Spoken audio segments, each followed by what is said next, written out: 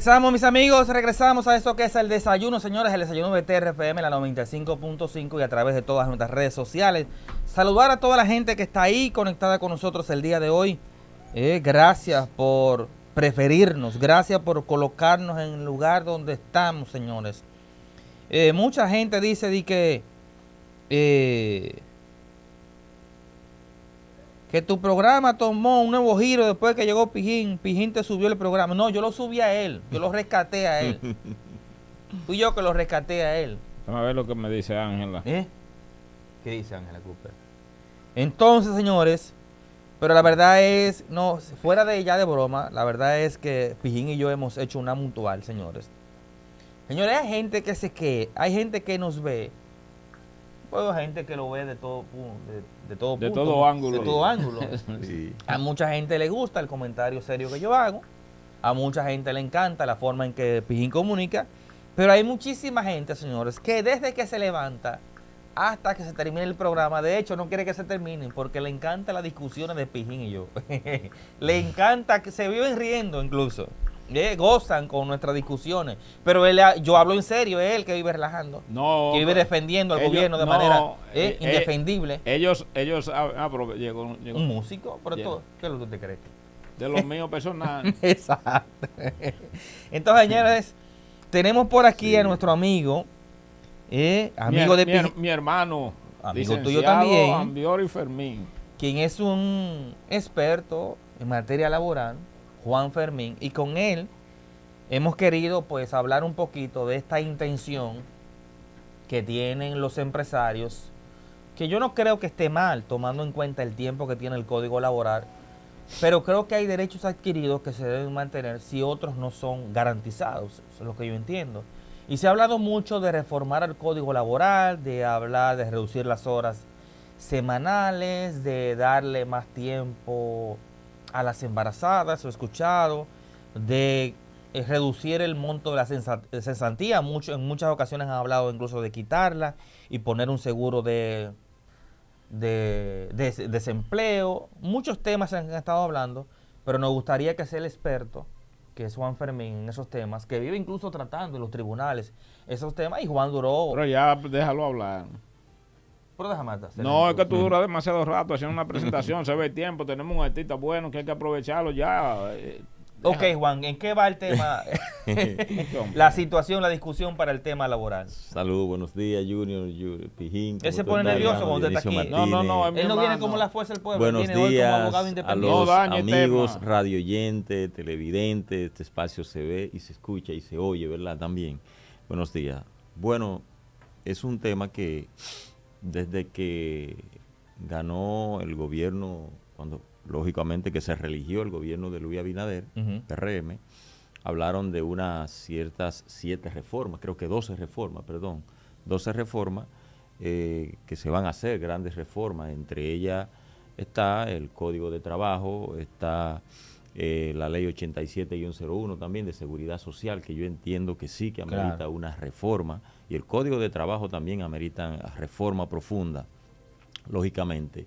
Entre otras más, reforma fiscal, constitucional y eso, así que son 12 reformas que se ha hablado que se van a realizar. Pero en lo que me compete a mí, yo quiero hablar de 2 puntos específicos, 2 reformas específicas. Primero, lo que es el Código de Trabajo, la reforma al Código de Trabajo, y también la reforma a la Ley 87-01, que van prácticamente como de la mano, porque tiene que ver con el trabajador.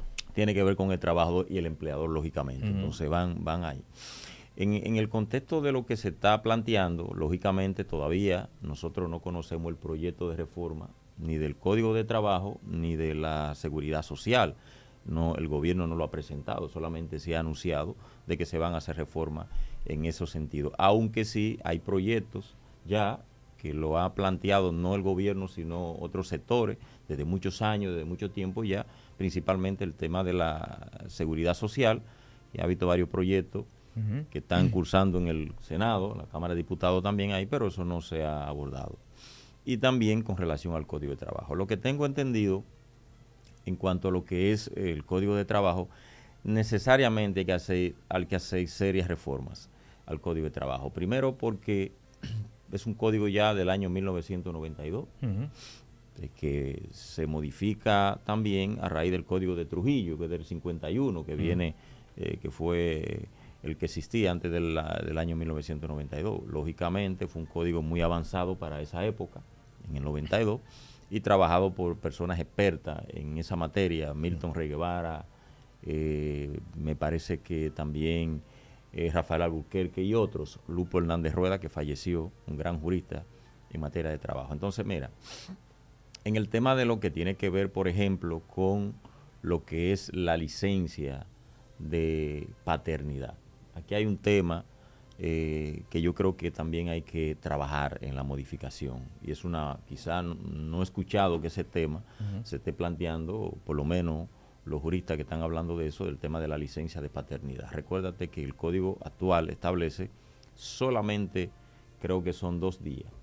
2 días para cuando le nace un hijo a un padre. Imagínate tú, eso es insignificante, ¿verdad? Cuando tu esposa va a dar a luz y que tú tienes que desprenderte solamente 2 días, que tú no puedes estar ahí dándole asistencia a tu esposa y todo eso. Yo creo que eso hay que ampliar en cuanto a esa parte. En muchos países. En Colombia, por ejemplo. Se van los dos. En Colombia, por ejemplo, la licencia de paternidad es igual a la licencia de maternidad. Se equipara, es decir, tiene la misma. Si la mujer se va 3 meses, el hombre también se va 3 meses. El hombre, exactamente. En Colombia ya se ha avanzado bastante en eso, en otros derechos también. Hay otros países también que han ido avanzando en eso, y eso es importantísimo. Creo que es fundamental que, porque en los primeros días del nacimiento del niño necesita como el calor paterno de padre y madre, lógicamente que estén ahí cuidando, eso a veces. No es que el padre va a cuidarlo los dos. A veces, claro, porque la mujer, muchas veces dan a luz con cesárea.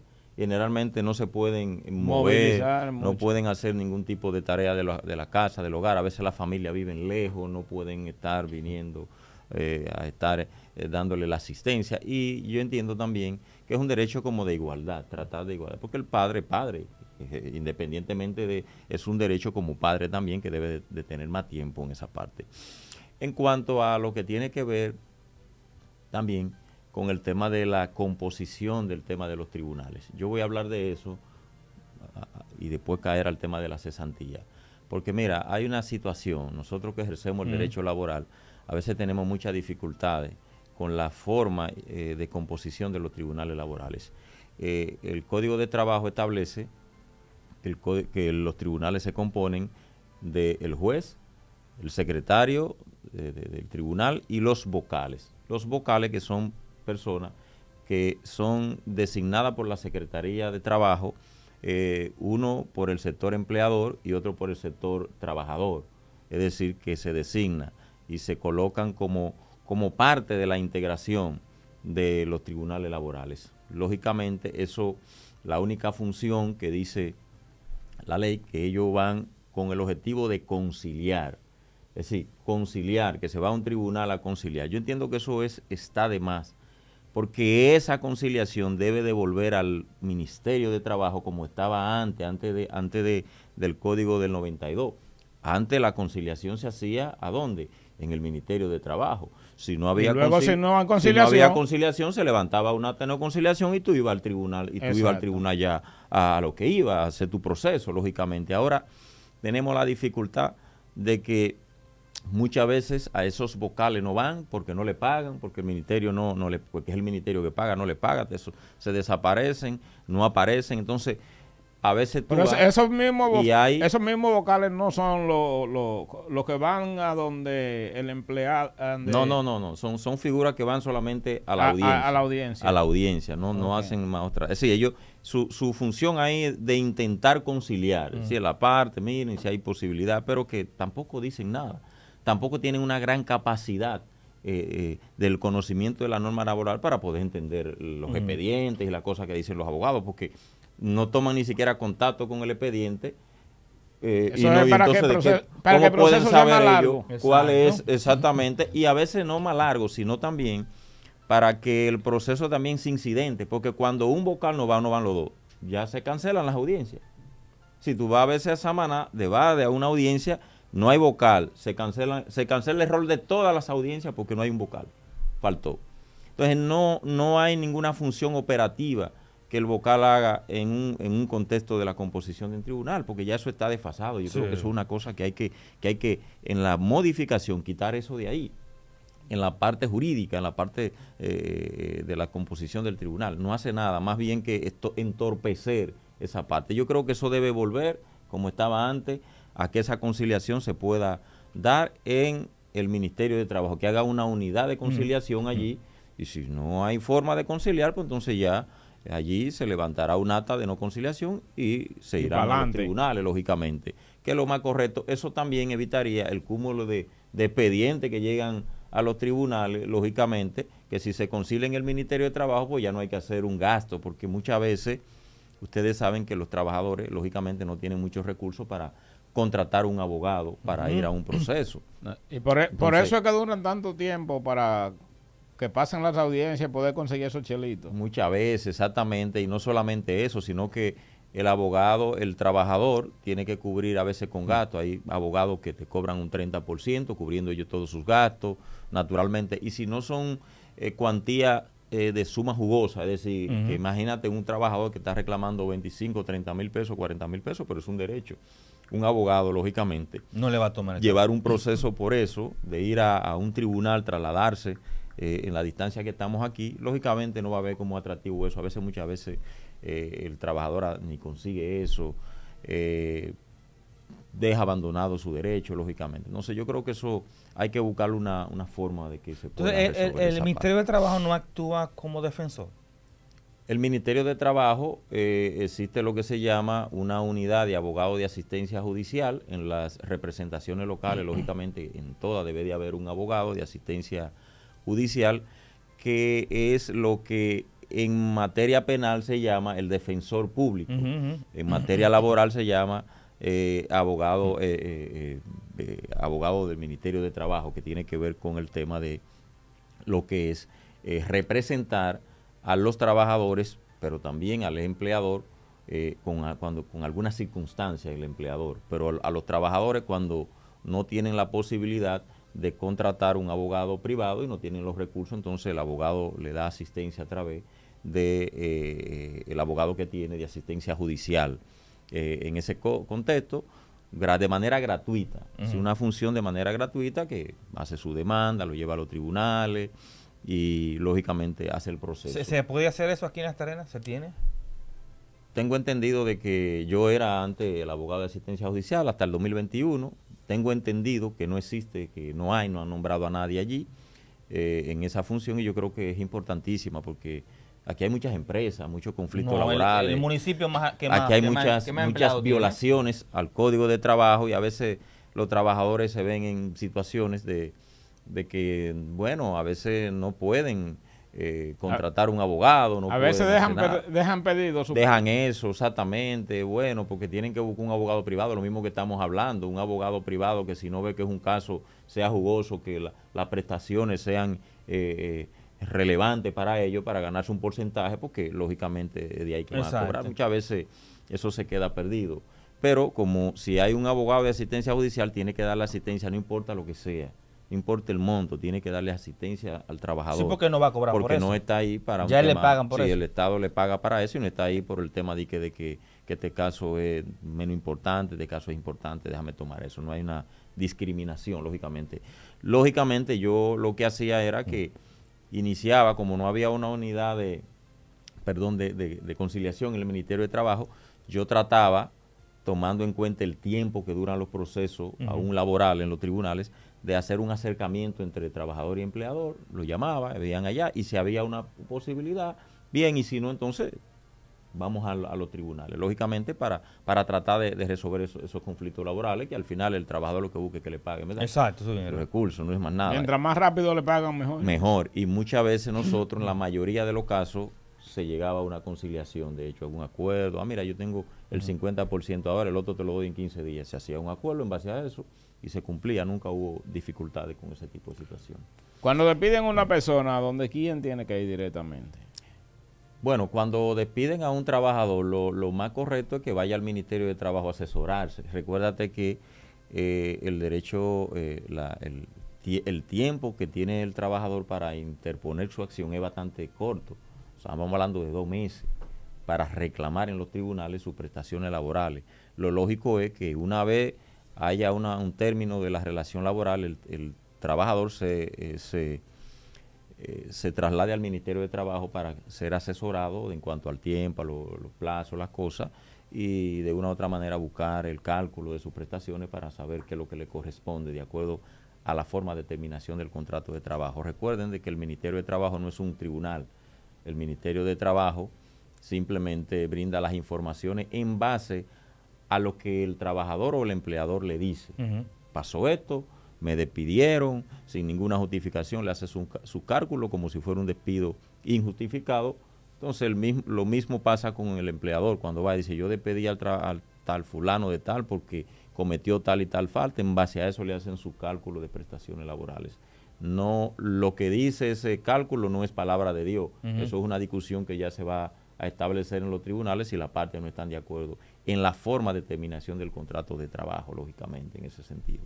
Pero también al Ministerio de Trabajo no solamente se va a la discusión de despido cuando lo despidieron, también se va a orientar. Sí, porque hay temas de derechos. Sí, a buscar orientación de algunos temas que no tiene quizá conocimiento, de algunas cosas que entiende que le están violando derechos, ¿verdad? Entonces, para que el Ministerio de Trabajo entonces pase por esas empresas, hacer una inspección normal, a ver cuál es la situación, el cumplimiento de las normas laborales. Para eso hay un cuerpo de inspectores en el Ministerio de Trabajo que tiene que trasladarse a las diferentes empresas. No solamente tiene que trasladarse porque el trabajador vaya. Es una obligación, de manera rutinaria debe de hacerlo. Lógicamente, ¿verdad? Porque, incluso o hacen falta empleados, pero en alguna parte del código establece que en esas empresas de construcción hay una planilla que se colocan en la entrada de la construcción donde el empleador ve planilla de personal temporal. Exacto, el pago de los días, de los trabajos, sí, y las cosas. Y el tema de los seguros y de ese tema, porque hay seguro para ese tipo de trabajador temporal, por el tiempo que va a estar ahí prestando. Sí, la ley establece eso y de hecho el Ministerio de Trabajo es que provee ese tipo de planilla de ¿Funciona eso aquí en la trabajadores temporales? Lógicamente, las empresas que están ejecutando obras, cuando van a contratar personal temporales para realizar diferentes labores, tienen que trasladarse al Ministerio de Trabajo, llevar un listado, ¿verdad?, de esos trabajadores temporales, y no me acuerdo si es el formulario de GT9, algo así, no me acuerdo bien si es ese, que es para ese tipo de contratación. ¿Eso sin importar su estatus migratorio? Lógicamente tiene que cumplir con el artículo 135 del Código de Trabajo, que habla del 80-20 en ese sentido. Y es importante que el trabajador cumpla con la regulación migratoria, porque recuérdate que para contratar a extranjeros hay un procedimiento, que no es simplemente de que ven, vamos a trabajar, hay un procedimiento que para ello debe de tener, lógicamente, un permiso de trabajo acreditado por que no es el Ministerio de Trabajo, sino Migración, que da los permisos de trabajo. El Ministerio de Trabajo simplemente regula lo que es las relaciones laborales y verifica que esa persona cumpla con los requisitos de habilidad en cuanto a la contratación, si está legal en el país. Las cesantías, Juan, ¿están por quitarla? ¿Están por modificarla? ¿Qué es lo que quieren hacer con las cesantías? Las cesantías que son las prestaciones laborales. El problema es... La liquidación, como dicen. Las cesantías son las prestaciones laborales, precisamente porque en el contexto de los derechos laborales hay dos derechos. Lo que son los derechos adquiridos, que estamos hablando que son vacaciones y salario de Navidad, y estamos hablando que eso no importa cómo termine el contrato de trabajo, sí. Esos derechos como quiera le corresponden al trabajador, no importa cómo termine. Y lo que son las prestaciones laborales, hablé de vacaciones y salario de Navidad y bonificación, participación en los beneficios de la empresa, que son también derechos adquiridos. Y las prestaciones laborales son preaviso y cesantía, esos dos derechos, porque esos dos derechos va a depender cómo termine el contrato de trabajo, para el trabajador poder tenerlo o perderlo. Si el trabajador renuncia, lógicamente, pues no le corresponde la la cesantía, pero tampoco el preaviso, porque él ha sido que ha renunciado, lógicamente, no perdió esos derechos, renunció precisamente a esos derechos. Ahora bien, si el trabajador es despedido sin ninguna justificación o es desahuciado, el desahucio es la manifestación de la voluntad del empleador de ponerle término al contrato de trabajo sin alegar ninguna causa, sin motivo alguno, simplemente decir, mire, ya muchas gracias, terminó su labor, o ya no lo necesitamos en esta empresa, o le dan una carta diciéndole, preavisándolo, diciendo, mire, para tal fecha ya termina la relación laboral.